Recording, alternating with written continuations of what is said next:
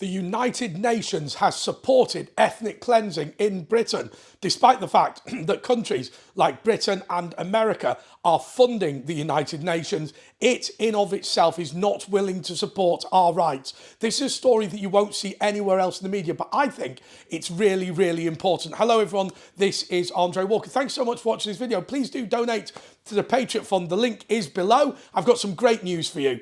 Despite the attempts of fossil-free London to come up with some sort of criminal allegations against me after the Trump dinner, they have failed. I did tell you that the Patriot Fund might back me legally. Didn't have to. Didn't spend a single penny on the campaign, so that's really great news. Also, the other piece of good news is that MailChimp are going to allow us to send that update out in the next couple of days. Brilliant. Anyway, back to the video.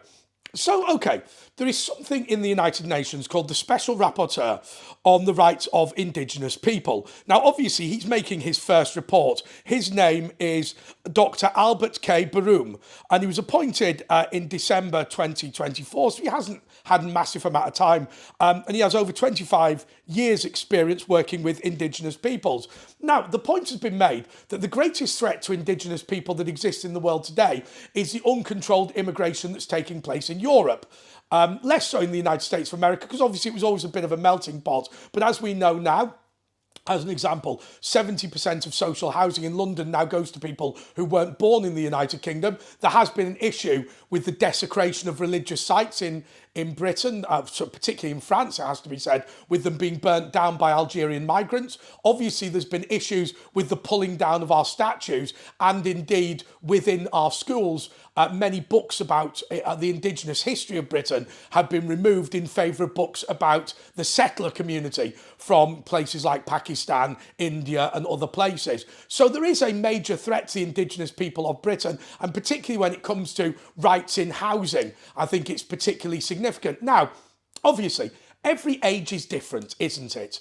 I would say to you that in the old days, obviously, there were people who went to the United States of America and colonized it. Most people who were Native Americans actually died from disease. And that's true of actually North America and South America, rather than being killed. But nonetheless, I'm not going to denigrate what happened. Clearly, it was their land, it was their territory, and then it was taken over by white settlers who completely ignored what had existed before. Well, now we see in places like Burnley and Blackburn that happening, where the indigenous white population are pushed out in favour of settlers who retain their own language, religion and culture and ignore the existing indigenous people. Now, look, I'm not saying that the people who come over from, say, Pakistan, India, Somalia, Eritrea, whatever, are evil or bad people. What I'm saying is that somebody has to stand up for the indigenous rights of people who were here already. And I think most people accept that to be true. Obviously, in the past few years, there's become a far bigger issue.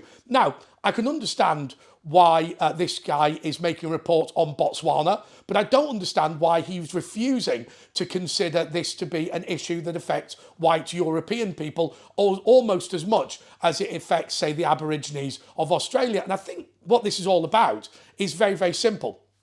There is a view within the UN, there is a view within government, there is a view within the left that the only settlers are white settlers, the only colonialists are white colonialists, the only slave masters are white people. That's why we ignore the level of slavery that exists in the Middle East, as an example. That's why we ignore the slave markets of Khartoum, because the only slave owners could ever be white. And I think what's happened at the United Nations, which of course has its General Assembly this week, Donald Trump was absolutely fantastic. I laughed, I have to say.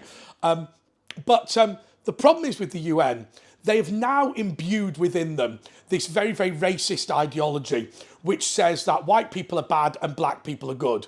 And I think that that is grossly, grossly unfair. And I think also it starts to ignore some of the major issues in the world. I mean, as an example, the country in the world that has had more immigration than anywhere else actually is Russia, because they've had a large number of people from Central Asia come into their country. But of course, as you've seen with Germany, 2 million, I think principally Syrians arrive in 1 year. And in Britain, I think now, if you live in South London, if you are a white British person, you are an ethnic minority, which is why, of course, even though it's not South London, it's North London, Westminster City Council had to advertise not for a black rights officer, but for a global majority advisor. which of course is so weird because of course what they're saying is they're saying we need somebody to advise us on black affairs in a city that is now predominantly black. Well, I don't understand what the problem is. I think what we do need to do is talk about Indigenous people. And I understand that the Committee for Indigenous People had in mind when it was founded this idea of guys running around in loincloths in the jungle of Brazil. But actually, when you are talking numerically, and as I said at the beginning of this, when you're talking numerically, the people with their history, heritage and culture at risk in the largest numbers are here in Europe. Now, okay, you can say, well, our governments have chosen to do it. Well, at the end of the day, the government of the 13 American colonies decided that they would bring in more immigration from Europe. The conquistador government of North South America, I think, if that makes any sense, or Central America, they decided that they wanted more people over from Spain. And I think when you're talking about what is happening now in Europe, it is much more significant than what happened in, say, India, Pakistan, Bangladesh, countries like that, when it was just one country. British colonists, in the most part, were traders and didn't really form a large percentage of the population of the countries that Britain colonised. The colonisation that we're seeing in Britain, the settlers that we're seeing in Britain are pouring in their millions.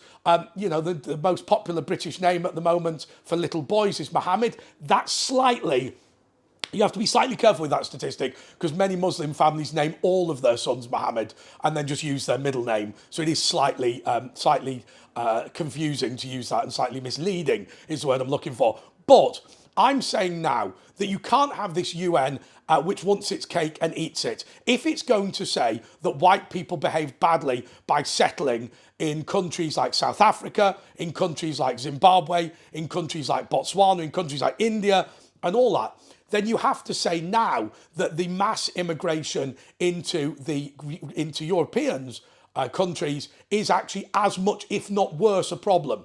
And I'll explain why it's worse of a problem.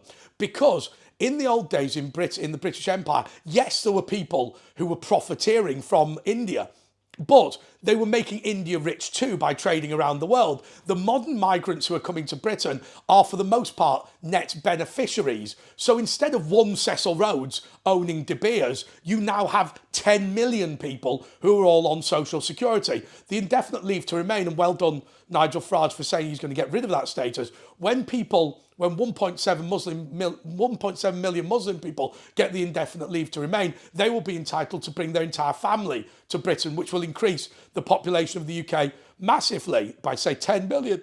And so I walked round in Slough tonight. And if you want to go on holiday, I would suggest go to Slough. It is like a foreign country. Now, I rather like it because it's got great food. My mate wants to buy some Polish or Eastern European food, so we were able to do that. You could have got Somalian food, you could have got curry, you can't get English food, obviously, in Slough city centre anymore, but we understand that.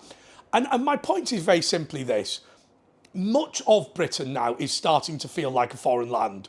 And it is important that within this project of eliminating Europe as a predominantly white area, we have to remember the indigenous population. And for the UN to refuse to include them in their rapporteur on indigenous people simply ignores a very basic fact of what is taking place in the world. Please donate to the Patriot Fund below. Until next time, goodbye.